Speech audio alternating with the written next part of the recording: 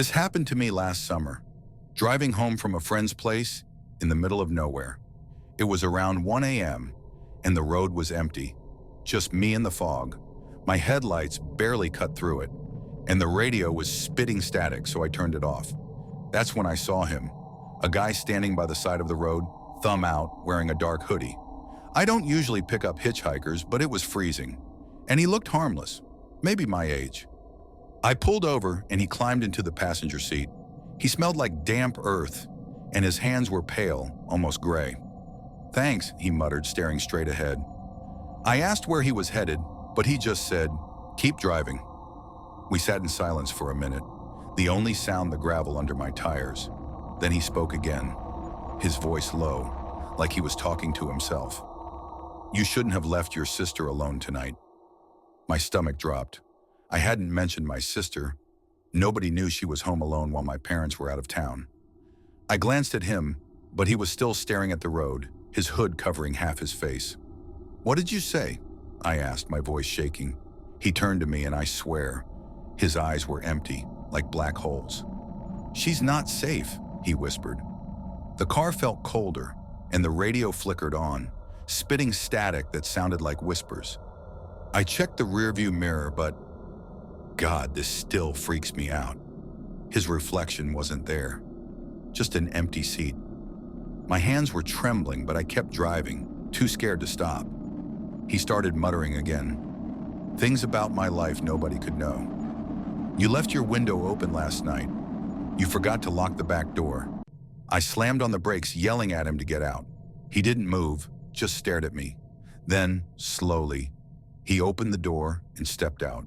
The second he did, the air warmed up, and the radio went silent. I sped off, heart pounding, checking my mirror every second. When I got home, my sister was fine, but the back door was unlocked, just like he said, and on the passenger seat was a crumpled note I hadn't seen before. It just said, "You're next." I haven't driven that road since, and I never will. Story 2, The Neighbor Who Never Sleeps.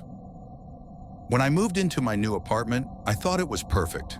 Cheap rent, quiet building, close to work. But after the first week, I noticed something weird. Every night around 2 a.m., the tenant upstairs would start pacing. Thud, thud, thud. Always the same pattern, like they were walking in a circle. It'd go on for hours, stopping right at 4 a.m. At first I ignored it. Old buildings, thin ceilings, whatever. But it was every single night, and I was barely sleeping. I'd lie in bed staring at the ceiling, counting the steps. Sometimes I'd hear a faint hum, like someone singing under their breath, but it'd stop if I sat up. One night I'd had enough. It was 3 a.m., and the pacing was louder than ever, shaking my lamp. I threw on a hoodie and marched upstairs to apartment 4B. The hallway was freezing, and the lights kept flickering. I knocked on the door hard.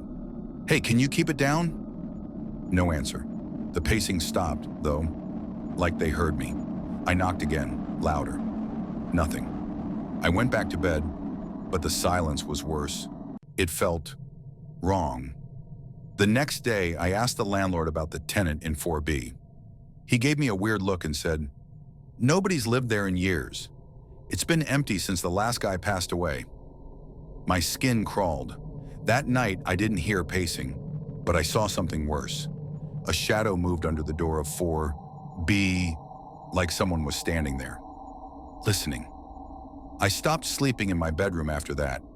A week later, I was poking around the basement for storage and found a box of old tenant records.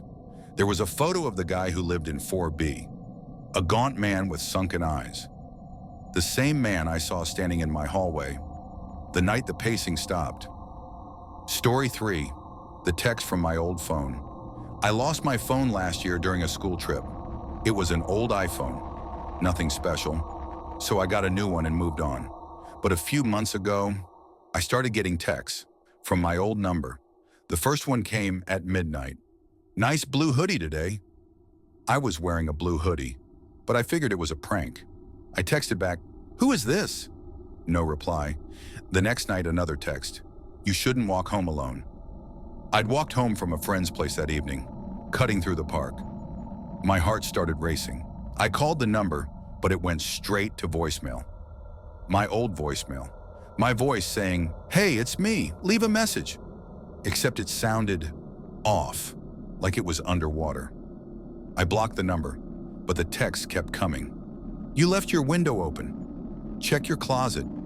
I was home alone, and my closet door was cracked open. One night I got a photo.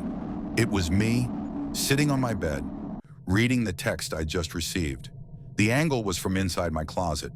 I screamed, grabbed a baseball bat, and yanked the closet door open. Nothing was there, but my old phone was on the floor. Screen cracked, battery dead. I smashed it with the bat and threw the pieces in a dumpster.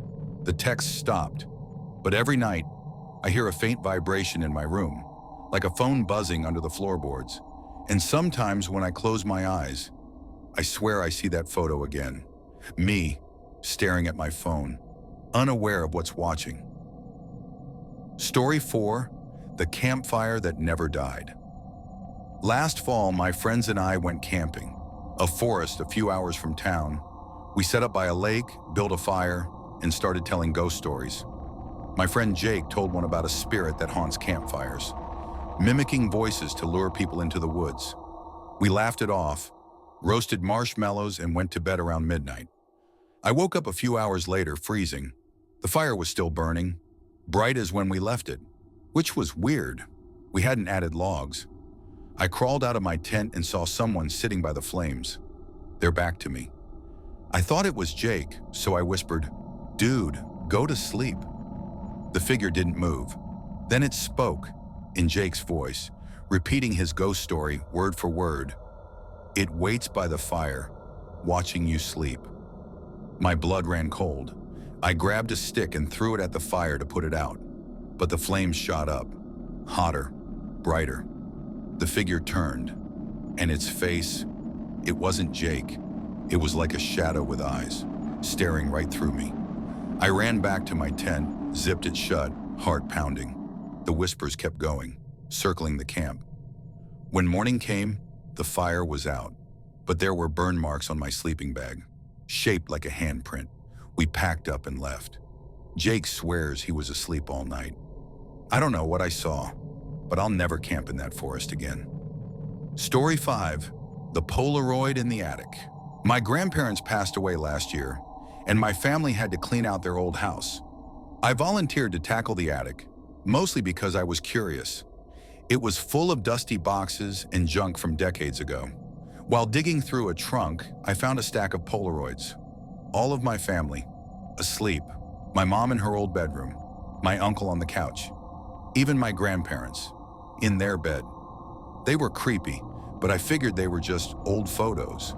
Then I found one that didn't fit. It was me, sleeping in my bed, taken the night before. The Polaroid was crisp, not yellowed like the others, and it smelled like fresh chemicals. My hands started shaking. Nobody in my family had a Polaroid camera, and I'd been alone in the house all week. That night I stayed in the attic, too scared to sleep downstairs. Around 2 a.m., I heard a faint click, like a camera shutter. The air got heavy. The light bulb flickered. I grabbed my phone, shone the flashlight around. Nothing.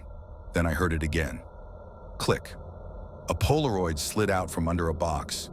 Landing at my feet, it showed me, standing in the attic, holding my phone. Taken seconds ago. I dropped it and ran, locked myself in the bathroom until morning. When I went back, the Polaroid was gone, but the attic door was wide open. We sold the house a month later. I don't know who or what was taking those pictures, but I still check my bedroom for cameras every night. And that's it for tonight's Chilling Tales. If those stories gave you goosebumps, hit that like button and subscribe for more true horror every week. Got a creepy experience of your own? Send it to our email or fill out the Google form. We'd love to share it. Thanks for watching, and sleep tight if you can.